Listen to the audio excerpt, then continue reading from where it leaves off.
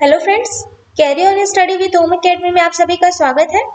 आज है 17 फरवरी 2023 और आज हम बात करेंगे इस वीडियो में 16 फरवरी और 17 फरवरी के महत्वपूर्ण करंट अफेयर्स के बारे में, जिसमें हम देखेंगे छत्तीसगढ़ राष्ट्रीय और अंतर्राष्ट्रीय से संबंधित महत्वपूर्ण प्रश्नों को। तो चलिए स्टार्ट करते हैं। इससे पहले मैं आपको बताती हूँ कि हमारे जो प्रश्न हैं इन सभी टॉपिक्स जैसे कि महत्वपूर्ण योजनाएं, चर्चित अभियान, नियुक्तियां, उपलब्धियां, चर्चित व्यक्तित्व, बजट, चुनाव, निधन, खेल खिलाड़ी, रचनाएं, प्रशासनिक निर्णय, पुरस्कार, महोत्सव, आर्थिक सर्वेक्षण, नवीनतम जिले, राज्य, विविध और अन्य टॉपिक्स पर जो महत्वपूर्ण टॉपिक्स होते हैं उन सभी पर बनकर हमारे जो प्रश्न हैं वो तैयार किए जाते हैं। तो आप इस वीडियो को पूरा देखिएगा, ये आपकी परीक्षा के दृष्टिकोण से भी इम्पोर्टेंट हो सकते हैं। तो चलिए स्टार्ट करते हैं कल के क्वेश्चन से। कल का क्वेश्चन है, हाल ही में किस राज्य में नकल विरोधी कानून लागू किया गया है? ये आपका क्वेश्चन दिया गया था। इसका आंसर है उत्तराखंड में। ठीक है, उत्तराखंड के राज्यपाल ने 10 फरवरी 2023 को उत्तराखंड प्रतियोगी परीक्षा अध्यादेश 2023 को मंजूरी दी है।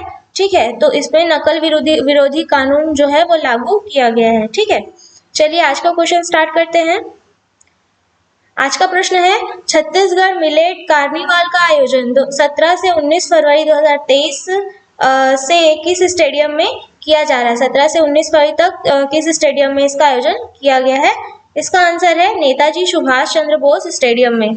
ठीक है, विस्तार से देखते हैं। वर्तमान में राज्य में 1,65,000 हेक्टेयर में मिलेट्स की खेती हो रही है। राज्य में मिलेट्स की खेती करने वाले किसानों को राजीव गांधी किसान न्याय योजना के अंतर्गत इनपुट सब्सिडी का लाभ मिल रहा है। राज्य शासन द्वारा कांकेर जिले के नथिया गांव में देश के सबसे बड़ी मिलेट प्रोसेसिंग प्लांट की स्थापना निजी क्षेत्र में की गई है। ठीक है, चलिए अगला प्रश्न देखते हैं। हाल ही में राज्य में खरीफ विपणन वर्ष 2022-23 में धान उपार्जन कार्य समाप्त होने के पश्चात 0% शॉर्टेज के साथ किस जिले ने नया कीर्तिमान स्थापित किया है? इसका आंसर है बिलासपुर।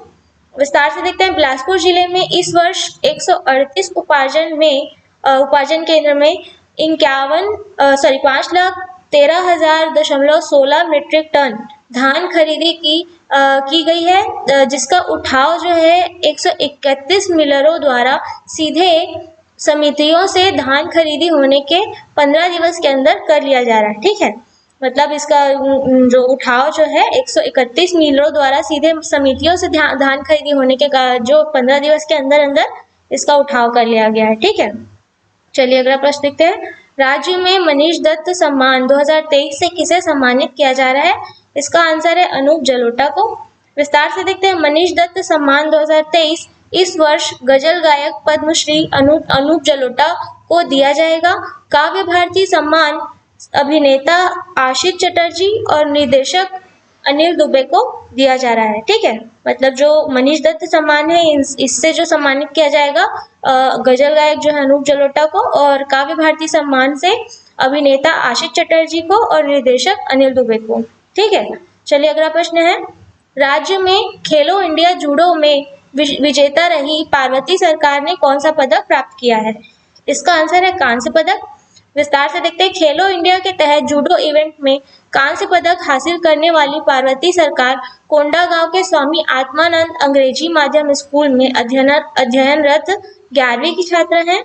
उन्होंने खेलो इंडिया के तहत जूडो विधा में 5वां एवं 7वां स्थान प्राप्त किया है। ठीक है, अगला प्रश्न देखते हैं। राष्ट्रीय स्तर पर एरो इंडिया 2023 में किस कंपनी द्वारा सौर ऊर्जा से चलने वाले ड्रोन सूरज का अनावरण किया गया है? इसका आंसर है गरुड़ एरोस्पेस द्वारा।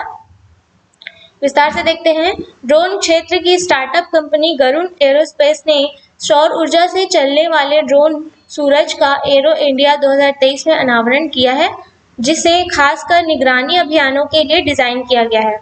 प्रधानमंत्री के प्रमुख वैज्ञानिक सलाहकार और DRDO के पूर्व प्रमुख डॉक्टर सतीश रेड्डी ने इसका अनावरण किया है। अगला प्रश्न है। हाल ही में महाशिवरात्रि पर्व पर भगवान शिव की 17.50 किलो सोने से मढ़ी 111 फीट की प्रतिमा किस स्थान पर लोकार्पित की जाएगी? इसका आंसर है बड़ोदरा, गुजरात में। विस्तार से देखते हैं। बड़ोदरा के सूरसागर सरोवर में विराजमान 111 फुट की महादेव प्रतिमा पर स्वर्ण आवरण चढ़ाने का कार्य किया जा रहा है, जिसकी लागत 12 करोड़ रुपए आई है। ठीक है, महाशिवरात्रि के अवसर पर गुजरात के मुख्यमंत्री के द्वारा इसका लोकार्पण किया जाएगा। अगला प्रश्न है, हाल ही में खेलो इंडिया के 5वें संस्करण में किस राज्य ने प्रथम स्थान हासिल किया है? इसका आंसर है महाराष्ट्र ने। विस्तार से देखते हैं, हाल ही में खेलो इंडिया यूथ गेम्स के 5वें संस्करण का आयोजन मध्य प्रदेश में 31 जनवरी से किया गया, जिसका समापन 11 फरवरी को हुआ है।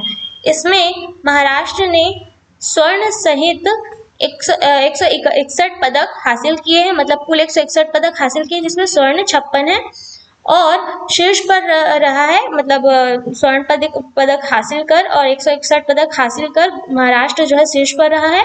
और दूसरे नंबर पर कुल 128 पदकों के साथ हरियाणा दूसरे नंबर पर रहा है। ठीक है, अगला प्रश्न है, भारत का दुनिया में आयात एवं निर्यात हिस्सेदारी किस देश के साथ सर्वाधिक है?